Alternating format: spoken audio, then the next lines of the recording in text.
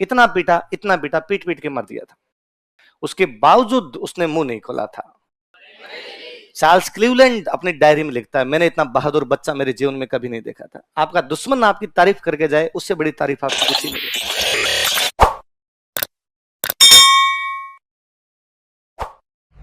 प्रताप सिंह बारठ।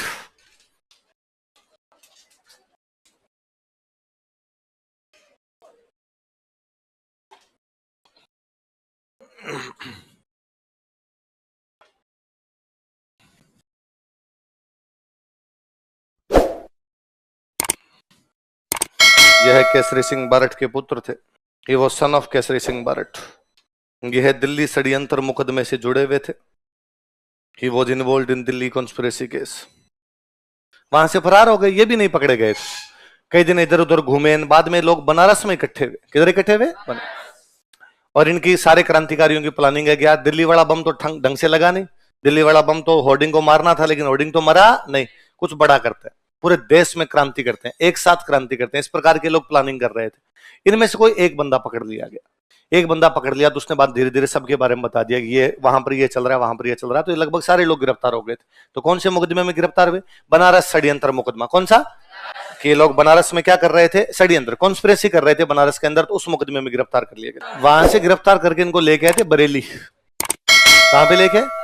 बरेली नाम सुना होगा, जहां झुमका गिरा था। नहीं गिरा? अच्छा। तो बरेली लेके आए। बरेली जेल में अंग्रेजों का एक ऑफिसर था, उस ऑफिसर का नाम था चार्ल्स क्लीवलैंड। क्या नाम था? क्या नाम था अंग्रेजों के अफसर का? चार्ल्स क्लीवलैंड नाम करके उनका ऑफिसर हुआ करता था। अच्छा, खूब सारे लोग जब गिरफ्तार किए जाते हैं तो ये पुलिस की स्टाइल ही होती है कि वो उनमें से किसी एक बंदे को पकड़ती है कि तू हमें सारी बात बता दे। किसी एक बंदे को अपनी तरफ करने का प्रयास करती है। ये ठीक वैसा ही है कि कॉलेजों के टाइम में जब पढ़ते तब कोई लड़ाई हो जाती और पुलिस 10 को उठा के ले गई। उनमें से किसी एक को पुलिस वाले जाकर कहते, अरे तुम मास्टर जी के लड़के हो? वो कहता, नहीं नहीं मेरे पापा डॉक्टर का। हाँ हाँ वही डॉक्टर साहब के लड़के हो। बोलो इधर हो। तुम इन लुच्चों के साथ कैसे? इनके तो बाप भी लफंगे और ये भी लफंगे। तुम्हें पता है डॉक्टर साहब का कितना नाम है शहर में? भले पुलिस वाले डॉक्टर साहब को जानते ही नहीं हो। और डॉक्टर साहब को ये पता चल गया कि मेरा बेटा थाने में है, क्या इज्जत रह जाएगी समाज में? और अगले को लगता है हाँ यार पापा की इज्जत तो मिला दी अपन ने। ये सर मैंने कुछ ही नहीं किया था। अरे हमें तो पता है, तू क्यों करेगा? अच्छे परिवार के बच्चे कभी ऐसे काम करते नहीं थे, इन लुच्चों का काम है। हमारे तो ये नहीं समझ में है, तू इनके चक्कर में आया कैसे? छोड़ लो भाई, नाम काट दो, नाम इसका नाम काटो ना, डॉक्टर साहब के बेटे का नाम काट दो, चाय मंगवा लो इसके लिए। तो बंदा कूल हो जाता, बंदे को लगता है यार पुलिस वाले कितना सपोर्ट कर रहे हैं कि अब हमें तो बताइए, तू तो कुछ ही नहीं कर रहा, पर देख कानून को तो काम करना ही पड़ेगा। मारपीट तो हुई है तो तू तो बता दे ना मिस किस किसने क्या क्या किया था, वो बता देता है। इसने ये किया था, इसने ये किया था, इसने ये किया था। तो चार्ल्स क्लीवलैंड जब आया, खूब सारे लड़के बिठाए हुए। प्रताप सिंह बारठ 21-22 साल का नौजवान, दाढ़ी मूछ भी फूटी भी नहीं, ये यूं गोलू मोलू टाइप का था। 1 क्विंटल 15 किलो के आसपास वजन, उस टाइप का एकदम। उस लगा ये बड़ा अपने को बात बता देगा। इधर हो, क्या नाम है तुम्हारा? प्रताप सिंह। पापा क्या नाम है? कि केसरी सिंह। क्या करते हैं? जेल में। चाचा जी क्या नाम है? जोरावर सिंह। क्या करते हैं? फरार है। तो अंग्रेजों को लगा, अंग्रेजों को फिर भी यार ये लड़का बता सकता है। पापा से कब मिले थे लास्ट टाइम? जेल जाने से पहले। तो मिलना चाहोगे पिताजी से? अब कौन बेटा होगा जो कहे कि बाप से नहीं मिलूंगा? हाँ भाई मिलना चाहूंगा। हाँ ठीक है, तो भाई प्रताप का वो सामान वामान पैक करो, कल इनको पिताजी से मिला के लाएंगे। पिताजी कौन से जेल में? हजारीबाग। अगले दिन हजारीबाग लेके गए। केसरी सिंह जी को सुबह सुबह समाचार दिया कि आपका बेटा प्रताप सिंह आपसे मिलने के लिए आ रहा है, पुलिस लेके आ रही है आपसे मिलाने के लिए। तो केसरी सिंह जी के दिमाग में पहला थॉट क्या आया कि अपना बेटा सरकारी गवाह बन गया, सरकार को बता दिया होगा क्या क्या, इसलिए सरकार करी हो गिफ्ट में हम तेरे को तेरे पिताजी से मिलवा देंगे, या क्या होगा तेरे को तेरे घर वालों से मिलाएंगे, तेरे पिताजी को छोड़ देंगे, तू हमें नाम बता दे, और वो बातों में आ गया होगा। वो केसरी सिंह से दिमाग खराब, यार मेरी औलाद होकर ऐसा काम कैसे कर सकती है। और जैसे ही वहां प्रताप सिंह पहुंचे, केसरी सिंह जी ने देखा उनको, देखते कहा कि प्रताप अंग्रेज छोड़ देंगे तेरे को, पर मैं जिस दिन जेल से बाहर आया ना, सबसे पहले तेरे को मारूंगा मैं, और मेरी जो गोली है वो निशाना भी चूकती। अरे क्यों मारोगे आप मेरे को? अरे यार शर्म नहीं है, तू मेरा बेटा है, अंग्रेजों को बातें कैसे बता सकता? उसने किसने कहा अंग्रेजों को बात बता दी? तो क्यों मिलाने लाएंगे? मुझे क्या पता, मेरे का तो मिला दे, मेरे को मिला दो।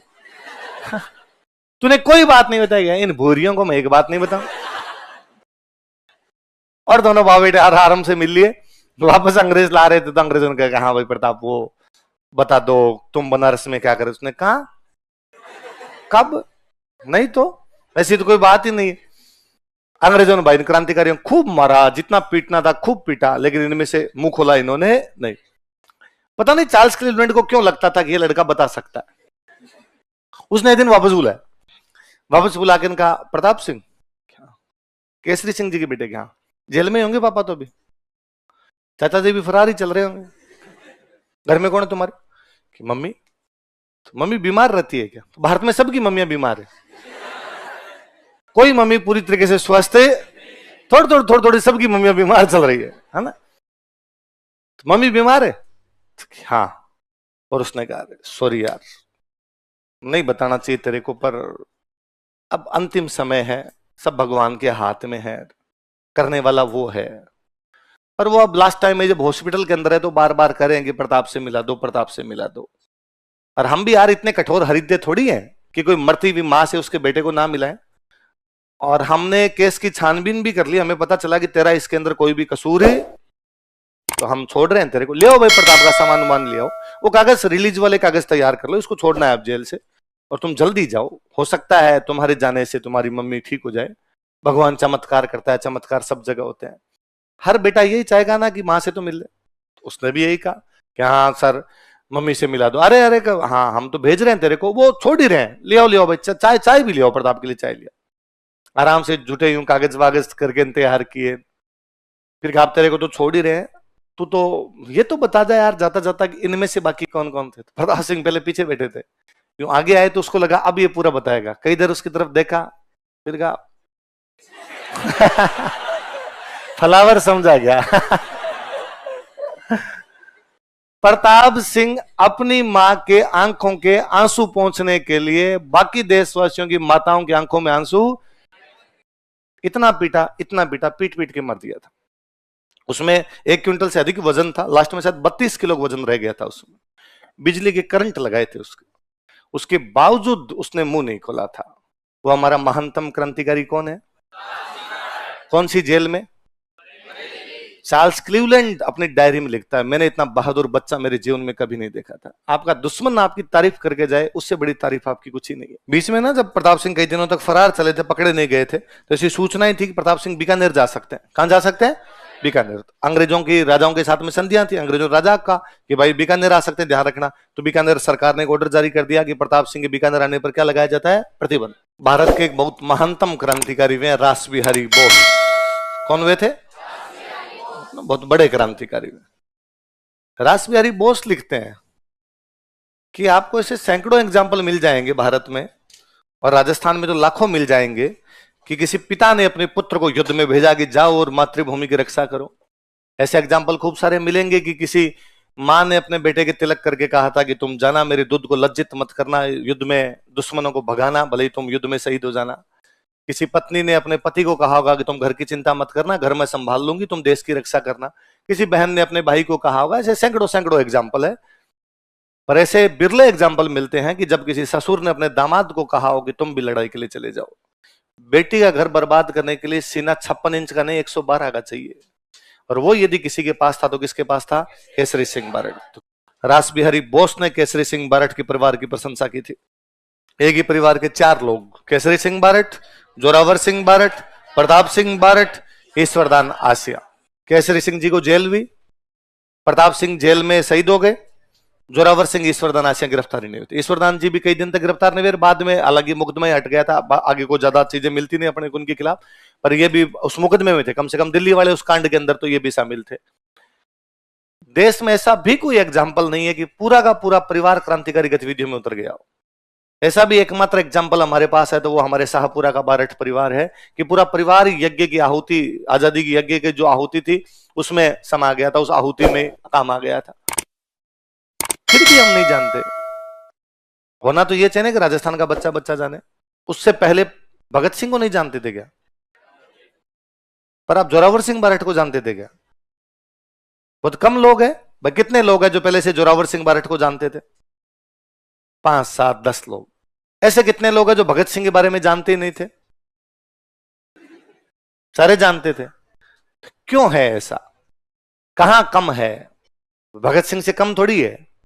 उल्टा भगत सिंह और ये लोग कहते हैं कि हमारे क्रांति में कोई गुरु है तो वो थे सचिंदर सान्याल। कौन थे? सचिंदर सान्याल कहते हैं कि मैंने क्रांति यदि किसी से सीखी और देखी है तो प्रताप सिंह बारट है। तो भगत सिंह के गुरु जी हैं। पर दिक्कत यह है कि भगत सिंह को सबसे पहले पंजाब वालों ने पढ़ाना शुरू किया। पंजाब वालों ने अपने भगत सिंह को हीरो माना, पूरा भारत मानता है। आपने तो खुद ही नहीं माना। होना तो यह चाहिए कि प्रताप सिंह बारट नागालैंड की किताब में पढ़ाया जाए। भाई भगत सिंह पूरे भारत में पढ़ाए जाते हैं ना, खाली पंजाब में थोड़ी पढ़ाए जाते हैं। हम राजस्थान वाले मानते हैं ना। आज भी अपने से कोई पूछे, समेत मेरे इस कमरे में जितने लोग उपस्थित हैं, अपने से पूछे कि आपके आदर्श कौन है, हम तमाम लोग अपने यदि 5 आदर्श बताएंगे उनमें एक नाम भगत सिंह का होगा। हम आज भी यदि आपको मैं कहूं कि यार आपको कमरे में पोस्टर लगाने आपके आदर्शों के, तो आप किसका लगाना पसंद करोगे? हम तमाम लोग चाहेंगे उनमें एक भगत सिंह का पोस्टर हो। तो प्रताप सिंह बारट के बारे में क्यों नहीं?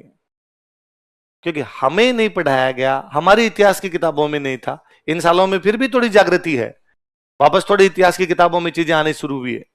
आरपीसी का तो लाख लाख भला है कि आरपीसी ने आजकल इनके क्वेश्चन पूछने शुरू कर दिए, इसलिए अपने को पढ़ना ही पड़ता है। होना तो ये चाहिए ना कि आपने 10th तक जब कभी हिस्ट्री पढ़ी थी तब पूरा एक चैप्टर इन पर ही होता। होता क्या है, हम 3rd क्लास से भगत सिंह पढ़ते हैं, इसलिए भगत सिंह को जानते हैं। आप में से कौन है इतने जिन्होंने भगत सिंह की जीवनी पढ़ रखी है? कोई आदमी नहीं। आप में से कौन है जिन्होंने भगत सिंह की लिखी हुई कोई एक भी किताब पढ़ी है? कोई भी नहीं। फिर आपने भगत सिंह के बारे में कहां से पढ़ा? आपने कहा सर स्कूल में 3rd में पढ़ाया था, 4th में पढ़ाया था, 5th में पढ़ाया था, 10th तक लगातार भगत सिंह भगत सिंह भगत सिंह पढ़ाया था। सर हर 15 अगस्त के भाषण के अंदर कहा था भगत सिंह ने आजादी दिलाई। हर 26 जनवरी के भाषण में हमने खुद ने बोला होगा, कभी भाषण दिया कि भगत सिंह हमारे हीरो है। तो हम भगत सिंह को जानते हैं, हम गांधी जी को जानते हैं, हम सुभाष चंद्र बोस को जानते हैं। वैसा ट्रीटमेंट इनको क्यों नहीं मिला? मुझे अब भी बड़ा अजीब लगता है कि राज्य की राजधानी के अंदर इनकी मूर्तियां नहीं है। होना तो यह चाहिए कि जयपुर एयरपोर्ट से बाहर निकलते ही केसरी सिंह बारट, जोरावर सिंह बारट, प्रताप सिंह बारट की आदमकद मूर्तियां हो, ताकि जो कोई बाहर निकले जयपुर एयरपोर्ट से, यदि वो राजस्थान के बाहर का यदि राजस्थान का भी है, तो उसको पता चले कि यार देश के क्रांतिकारी थे। उल्टा हर कोई आके कह के चला जाता है कि राजस्थान वालों का फ्रीडम मूवमेंट में क्या योगदान था। ये कौन है फिर? भारत का स्वतंत्रता संग्राम नाम से जो कोई किताब है उनमें हमारे वालों का नाम नहीं है। पर उसके लिए सबसे पहले हमें खुद बात करनी होती है, हमें खुद पढ़ना होता है, हमें खुद जयंतियां मनानी होती है, हमें खुद भाषणों में बोलना होता है। हम और तो क्या कर पाएंगे? जैसा सरकार करे वैसा हो भाई। और सरकारें सरक सरक के काम करती है, तो कभी उनके दिमाग में आएगा उस दिन पूरे चैप्टर डाले जाएंगे। पर तुम करना, तुम एसडीएम लगोगे, तुम कहीं की डिप्टी बनोगे, तुम आरएस बनोगे, तुम अच्छी पोस्ट पर पहुंचोगे, तुम्हें लोग कार्यक्रमों में बुलाएंगे, तुम्हें 15 अगस्त के कार्यक्रम में बुलाया जाएगा, 26 जनवरी के कार्यक्रमों में, कोई एनुअल फंक्शन के अंदर बुलाएंगे, तुम भाषण दोगे। तुम कहना हमेशा उन भाषणों में कि देश के सबसे बड़े क्रांतिकारी ये थे, बाकियों के नाम बाद लेना। आप जब लेना शुरू करोगे, आपको देख के 10 लोग सीखेंगे, आप लोगों के आदर्श बनोगे। बच्चों को ये लगेगा कि यार ये जो एसडीएम सर लगे हुए इन्होंने प्रताप सिंह बारट का नाम लिया। कोई बच्चा तो घर पे जाके पढ़ेगा, वो तो प्रताप सिंह के बारे में और जानेगा, वो तो जोरावर सिंह के बारे में और बातें जान पाएगा। इसलिए तुम ध्यान रखना, तुमसे जब बात की जाए, तुमसे कभी कहीं कहा जाए, तुम कभी कहीं पे लिखो तो इनके बारे में लिखना। धीरे धीरे चीजें बदलेगी। जिस दिन बदलेगी उस दिन हम देखेंगे। मुझे तो और बड़ा लगता है कि प्रताप सिंह बारट की मम्मी का नाम था माणिक्य कंवर। क्या नाम था? आप एक महिला के बारे में सोच के देखिए, एक महिला जिसका पति जेल में है, जिसका देवर फरार है, जिसका दामाद फरार है, जिसके बेटे को जेल में पीट पीट के मार दिया गया है। वो कितनी कठोर हृदय रही होगी, क्या पाषाण हृदय महिला रही होगी। उसके बावजूद उसका स्टेटमेंट है कि प्रताप सिंह जब घर से निकले थे ना, तब अपनी मम्मी को बिना बताए चले गए थे। वो किसी एक सेठ के पास गए, सेठ को जाके कहा कि मेरे को रुपए उधार चाहिए। तो सेठ ने पूछा भाई क्यों चाहिए? तो कहा मेरी शादी है। तुम कह रहा हमें तो कार्ड ही नहीं दिया शादी का, कि वो पापा तो गिरफ्तार है इसलिए ज्यादा किसी को बताया नहीं, वरना तो क्या पता अंग्रेज घर पे आ जाए, कोई ब्याह भी नहीं होने दे, इसलिए गुपचुप तरीके से हम तो ये कर रहे हैं। सेठ उनके पिताजी के बहुत अच्छे दोस्त थे, उन्होंने रुपए दे दिए। पर सेठ 2-3 दिन वो रुपए लेके चले गए। 2-3 दिन बाद सेठ उनके घर पे उनकी मम्मी को उलाहना देने के लिए कि घर में ऐसी कोई बात थी तो मुझे तो बताते, रुपए की क्या आवश्यकता थी, और भी रुपए चेत ले लो। तो उनकी मां ने कहा रुपए किस लिए, हरे के प्रताप की शादी थी, नहीं बुलाओ कोई बात नहीं है, पर सुख दुख में कोई बात तो बताओ, मैं आपके परिवार का हमेशा सहयोगी रहूं। कब प्रताप की शादी, नहीं तो अरे वो मेरे से 2 दिन पहले रुपए लेके गया। तो उनकी मां का स्टेटमेंट है कि प्रताप तेरी मां इतनी कमजोर थोड़ी थी, यदि तू बता देता कि अंग्रेजों से लड़ने जा रहा हूं तो कौन सा मैं जाने नहीं देती, तो तुम झूठ बोल के चला गया, मेरे को बिना बताए चला गया, या तू मुझे बता के नहीं गया कि ऐसा कुछ काम करना है। कालांतर में जब अंग्रेज उनके घर को नीलाम करने के लिए आए थे, कि अंग्रेजों ने कहा था क्रांतिकारियों के जो भी घर होते थे ना उनको बाद में वो जब्त कर लिया करते। अभी भी आप सुनते हो ना कि सरकार ने बुलडोजर चला दिए अपराधियों के घरों पर, तो ये पहले से इस अंग्रेजों के टाइम में भी ऐसा होता था। तो अंग्रेज जब आए तो अंग्रेजों में थे कौन, थे तो इंडियन ही सारे के सारे। जो पुलिस ऑफिसर था वो इंडियन था। उसने आके उनकी मदर को कहा, माणिक्य कंवर को कहा कि देखो सरकार का ऑर्डर है, घर तो खाली करना पड़ेगा, इस पे सरकार कब्जा करेगी, मैं आपके प्रति थोड़ी सिंपैथी रखता हूं, बुरा समय शुरू होगा, आपके पति घर पे नहीं है, आपका देवर घर पे नहीं है, आपका बेटा घर पे नहीं है, आपका दामाद घर पे नहीं है, रिश्तेदार आपको रखेंगे नहीं, क्योंकि जो रिश्तेदार आपको अपने घर पे रखेगा पुलिस उसको गिरफ्तार कर लेगी, इसलिए सोना चांदी गहना गांठा यदि इधर उधर रखा हुआ है तो बांध लो, रुपए टक्के पैसे हैं जो भी बांध लो, मैं आपको समय देता हूं, रुपए लेके निकल लो अपने यहां से।